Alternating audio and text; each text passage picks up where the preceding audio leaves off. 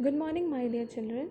Today we will start a new chapter, that is chapter 3, the Northern Plains.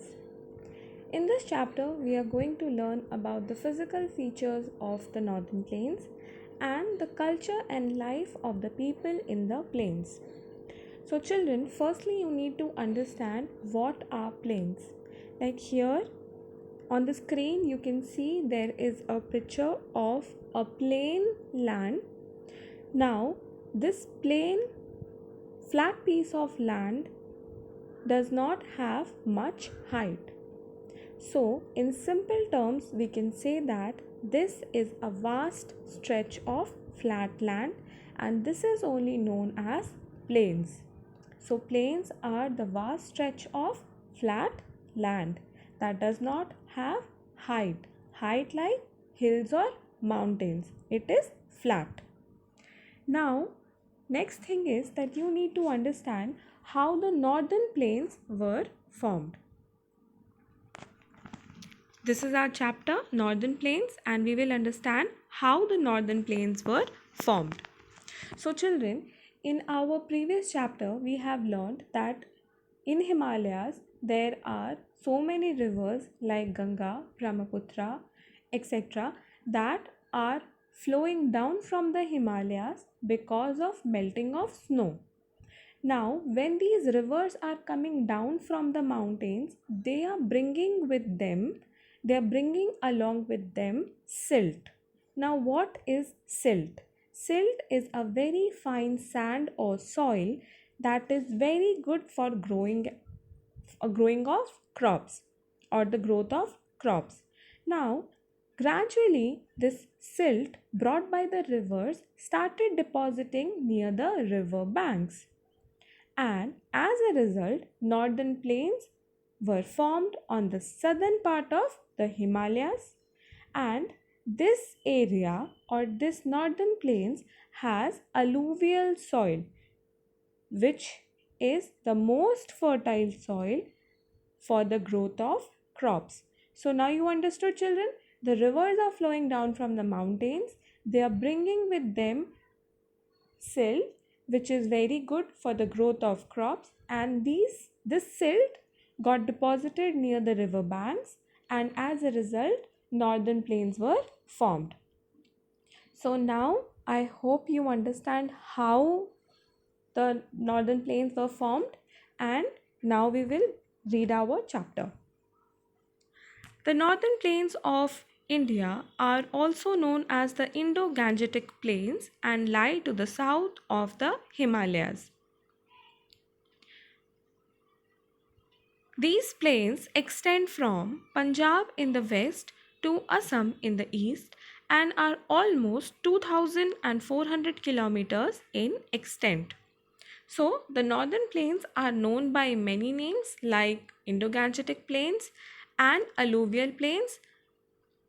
Alluvial plains is not given in your book, children, but northern plain is also known as alluvial plains because the soil which is brought by the rivers, that is known as alluvium, and through alluvium it got its name alluvial plains. So children, the the northern plains, they lie to the south of the Himalayas. As you can see, it is written, they lie to the south of Himalayas or just below the Himalayas. As you can see here, where it is written Northern Plains of India, in this figure, you can see I have made the small hills with the color black. So these are the Himalayas on the north side of India, and just below the Himalayas, the portion which is in green color, that is the northern plains of India. So children, northern plains lies to the south of the Himalayas and they are almost 2000 kilometers in extent. So if we calculate the distance from Punjab in the west to Assam in the east, the total distance of northern plains in India will be 2400 kilometers. So if we will calculate the distance of total area of that green portion, children, that will come out to be 2400 kilometers. Now, the states of Punjab, Haryana, Uttar Pradesh, Bihar, West Bengal, and parts of Assam lie in this region. Now, there are many states that lies in these plains. States like Punjab, Haryana, Uttar Pradesh, Bihar, West Bengal, and parts of Assam lie in the northern plains. So, in that green shaded portion, children, all these states are lying. Next is, the region is drained by Himalayan rivers and their tributaries, thereby making the soil very fertile. And as I have told earlier, children, that these plains are formed by many rivers like the Ganga and Brahmaputra. So these plains are drained. Drained means rivers are flowing through this region, and these rivers help in making the soil very fertile. So these rivers are making the soil very, very fertile, and many types of crops can grow very well in such soil. The northern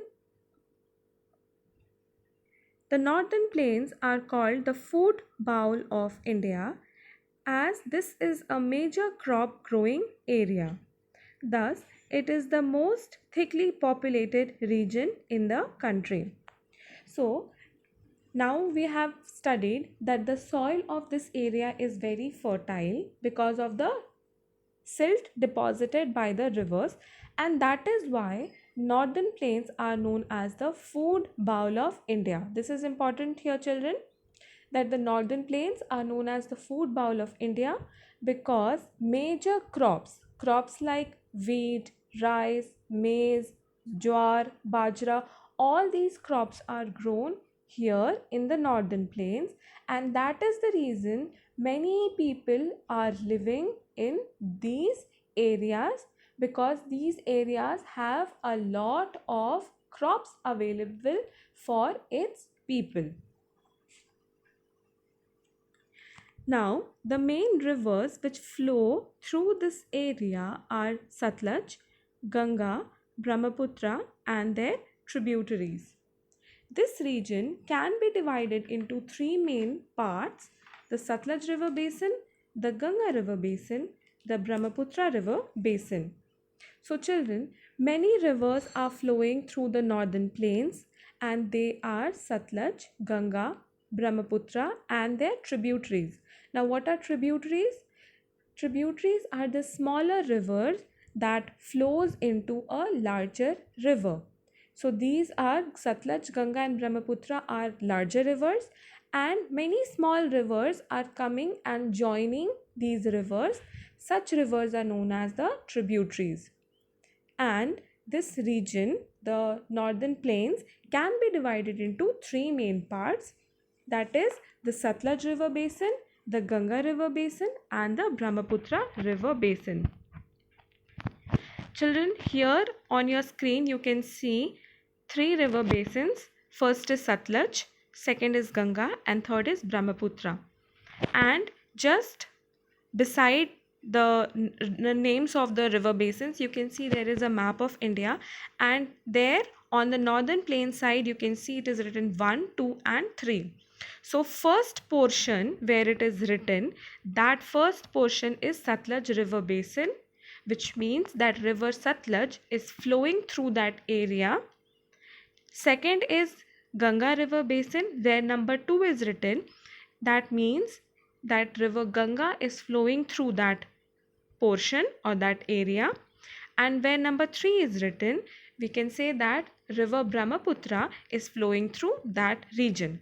So where these rivers are flowing, that area will be known as river basins. So suppose in the first area where river Satluj is flowing, that will be known as Satluj River Basin. Second, where Ganga is flowing, that will be Ganga River Basin. And third, where Brahmaputra is flowing, that is Brahmaputra River Basin. So I hope the river basin, three river basins, is clear to you. Now, what is basin? What is a basin? An area that is watered by river and its tributaries is known as basin. So we can say that an area where these rivers are flowing, that area is known as a basin. Children, I hope till here it is clear. Now we will move on to the next paragraph. So we will read about the Satluj River Basin. The Satluj River Basin lies towards the western part of the northern plains. River Beas is a tributary of Satluj and it joins it before Satluj enters Pakistan. The Union Territory of Chandigarh and the states of Punjab and Haryana are located in this basin. The Bhakra Nangal Dam is built on the river Satluj. So children, this river basin or the Satluj river basin is located towards the west of northern plains. Like in that map also I showed na children, where one was written, that was on the west side of northern plains. So Satluj river basin is on the west part of the northern plains, and river Beas is a tributary of Satluj, means that river Beas will join river Satluj before it enters Pakistan. So the Satluj river is flowing through Punjab and Haryana. It is crossing through Punjab and Haryana, and then it enters Pakistan. Clear children? So river Satluj is flowing through parts of Punjab and Haryana, and it is flowing through, and then it is entering Pakistan, and then from Pakistan it goes and mixes with the Arabian Sea. And the Union Territory of Chandigarh and the states of Punjab and Haryana are located in this basin. So Punjab and Haryana, we know that these are the states, and Chandigarh is a union territory. So these are the three states where river Satluj, which is located in the Satluj river basin. These are the two states and one union territory which is located in the Satluj river basin. And the Bhakra Nangal Dam, children, Bhakra Nangal Dam is the largest dam of India, and it is built on river Satluj, and it provides for the irrigation and electricity. So these dams are built to provide for irrigating the crops, and it also supplies the electricity to the states of Punjab, Haryana and Chandigarh. So children, we will do till here only today. In the next class, we will be reading about the Ganga river basin. Please children, read the portion which is taught today, and I will see you in my next video. Thank you.